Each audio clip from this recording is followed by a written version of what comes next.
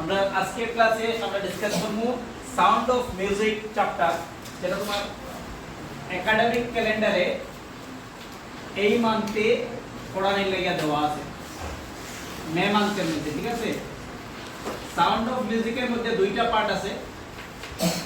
First part হলো গিয়া Evelyn গ্ল্যানি, একটা স্কটল্যান্ডের মেয়ে যে মেরে লইয়া গল্প। আর সেকেন্ড পার্টে হইল গিয়া আমরা ইন্ডিয়ার উস্তাদ বিসমিল্লাহ খান খানের লইয়া গল্প। আজকে আমরা পার্ট 1টা আলোচনা করব। পার্ট 1, এভলিন গ্ল্যানি এটা স্কটল্যান্ডের মেয়ে, যার ফিজিক্যাল স্ট্রাকচার হইল গিয়া, শারীরিক গঠন হইল গিয়া দেখতে খুব পাতলা। তাই বয়স 17, কিন্তু আরো বেশি কম বয়স লাগে। তাই একটা খুব বিজি রেলওয়ে প্ল্যাটফর্মের মধ্যে দাঁড়াইছে, যেখানে মানুষের খুব বেশি ভিড়।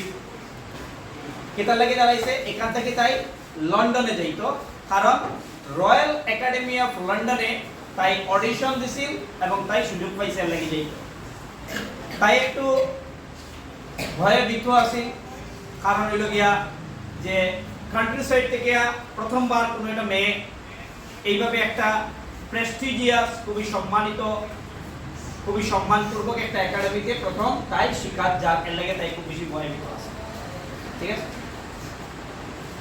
she was physically disabled খানে তাই খানে শুনতো না, কিন্তু খানে না শোনা সত্ত্বেও তাই তাই জীবনটার একটা সাকসেসফুল স্টোরি বানাইছি, জীবনটারে একটা সাফল্য দিলাইছিল তাই খানে না শোনা সত্ত্বেও।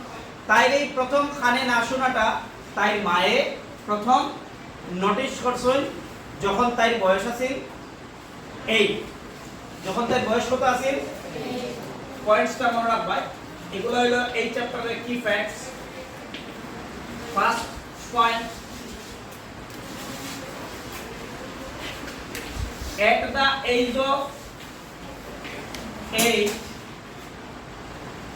her deafness মানে কানে না শোনা was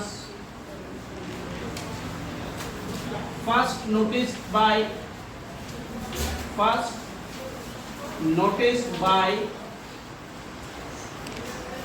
her mother।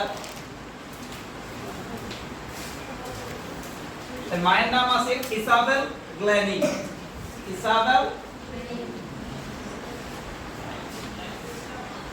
ইসাবেল গ্ল্যানি মায়ের নাম আছে। তো তাই যখন 8 বছর বয়স আছে তখন তাই মায়ের ফার্স্ট নোটিস করছেন যে তাই কানে শুনতে একটু অসুবিধা হয়। এটা ধীরে ধীরে তাই বাড়া লাগলো, এই রোগটা বাড়তে আরম্ভ করলো। এট দা এজ অফ 11 বছর বয়সে যখন তাই স্কুলের রেজাল্টটা খারাপ হইতে লাগলো, ডিটোরিয়েট, দিন দিন মার্ক কমতে লাগলো, তখন তারা স্কুলের শিক্ষকরা, হেডমিস্ট্রেসরা বুঝলা যে তাই কানে শুনে না। তখন স্কুলের হেডমিস্ট্রেস তাই মা বাবারে ডাকাইয়া কইলা যে একটা স্পেশালিস্টের কাছে তাইরে দেখানির লাগিয়া, যাতে করিয়া তাই এটা ঠিক হইল। স্পেশালিস্ট দেখানি হইলো, স্পেশালিস্টে সাজেস্ট করলো যে এটা একটা ডিভাইস ইউজ করলে পরে তাই হয়তো কানে শুনতে পারে, এবং ডিভাইস ইউজ না করলে শুনতে না, এবং এটা ঠিক হইতো না কোনোদিনও। তখন তাই একটা স্টেটমেন্ট দিছিল যে এভরিথিং লুক ব্ল্যাক, মানে সবকিছু তাই জীবনে অন্ধকারাচ্ছন্ন হয়ে গেছে তখন। কিন্তু অন্ধকারাচ্ছন্ন হওয়ার কথা ভাবিয়া পরক্ষণেও তাই ছাড়লো না, তাই ইন্টারেস্ট যেটা আছে মিউজিকের প্রতি এটা তাই ছাড়লো না। তাই কানে শুনে না, তো মিউজিক কিভাবে শুনবো? মিউজিক শোনাটা তাই কাছে ইম্পসিবল। তো তাই মিউজিক শিখতো, বিভিন্ন জায়গাতে যায়, কেউ আর তাইরে সুযোগ দেয় না মিউজিক শিখার লাগে। রনফোর্ড কইয়া একজন পারকাশনিস্ট আসলা। তো এখানে দুটো, একটা শব্দ হলো পারকাশনিস্ট। হু আর পারকাশনিস্ট? পারকাশনিস্ট কারারে কয়? পারকাশনিস্ট কারারে কয় যারা ড্রাম, তবলা, ঢোল, পাখাজ এগুলো বাজায় তারা পারকাশনিস্ট কয়। মোট কথা হইল গিয়া যারা চামড়া দিয়া বানানি যে বাদ্যযন্ত্রগুলো বাজায় তারা কয় পারকাশনিস্ট। তো পারকাশনিস্ট একজনের নাম আছে রন ফ্রবস। রন ফ্রবসে প্রথম তাই মধ্যে যে পটেনশিয়ালিটিটা আছে সেটা নোটিস করছিল রন ফ্রবসে, এবং তাই দুইটা ড্রামের মধ্যে টিউন বাজাইছেন, টিউন বাজাইয়া তাই এভলিন গ্লেনিরে কইছে যে কিছু শোনা গেছে নি, তখন তাই কইছে যে না তাই কিছু শুনছে না। তারপরে তাই তান্নে কইছে যে মিউজিকটারে সেন্স করার লাগিয়া, তখন তাই মিউজিকটারে সেন্স করা আরম্ভ করলো। তাই মিউজিকটা কিভাবে সেন্স করতো? তাই স্কিন দিয়া, ভাইব্রেশন দিয়া, তাই চুল দিয়া, তাই চিকবোনস দিয়া, তাই মিউজিকটারে ফিল করা আরম্ভ করলো। এইটা গিয়া ধীরে ধীরে তাই কিটা করলো, এট দ্য এজ অফ 16 বছর বয়সে শি ট্যুরড টু লন্ডনে গেল, ইয়থ অর্কেস্ট্রার একটা টিমের সঙ্গে লন্ডনে গেল। তারপরে তাই অডিশন দিল রয়্যাল একাডেমি অফ মিউজিকে। সেই অডিশনে তাই এত বেশি স্কোর করছে যে royal academy of music in লন্ডনে এত স্কোর আর কোনোদিন জীবনে হয়েছিল না। তারপরে ধীরে ধীরে তাই 3 বছরের কোর্স সম্পন্ন করলো, ওইখানের মধ্যে 3 বছরের কোর্স সম্পন্ন করলো রয়্যাল একাডেমি অফ মিউজিকে।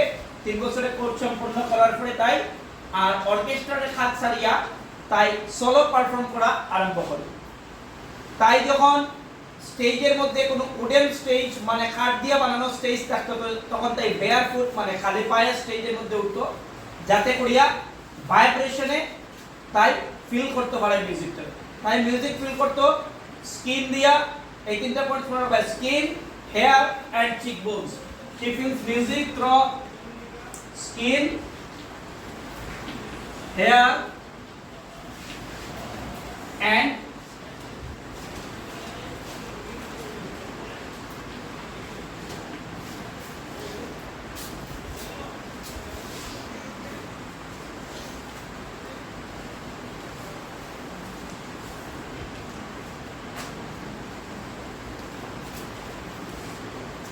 চিকবোনস দিয়ে তাই মিউজিক ফিল করতো। তারপরে in 1991 Philharmonic, Royal Philharmonic societies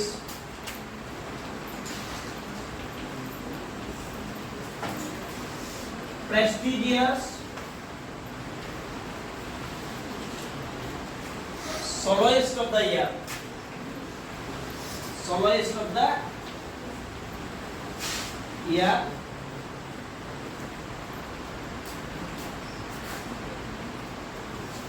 award পাইছে।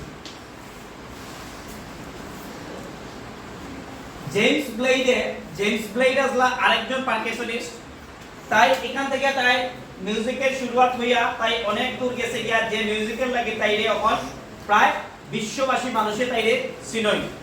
ডিউ টু তাই ডিফনেস হওয়া সত্ত্বেও, কানে না শোনা সত্ত্বেও তাই খুব ইজিলি মিউজিকটারে সেন্স করতে পারতো এবং মিউজিক বাজাইতে পারতো। এর লাগিয়া জেমস ব্লেড দ্য পারকাশনিস্ট আসলা, জেমস ব্লেড তাই কইছলা the God have taken her hearing.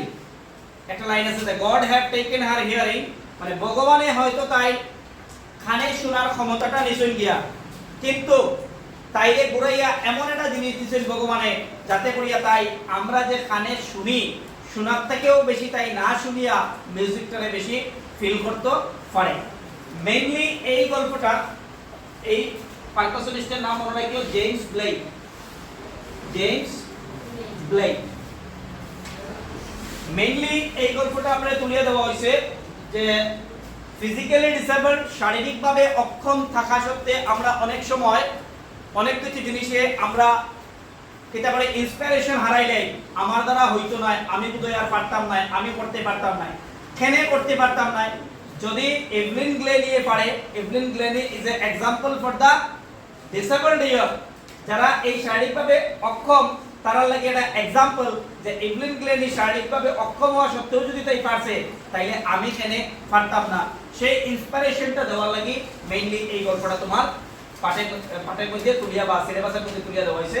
এটা লেখছই দেবরা কাউলে, এবং এটা কোনো ফিকশন মানে কাল্পনিক গল্প নয়, রূপকথার গল্প নয়, এটা একটা বাস্তব story of a girl from স্কটল্যান্ডের একটা মেয়ে বাস্তব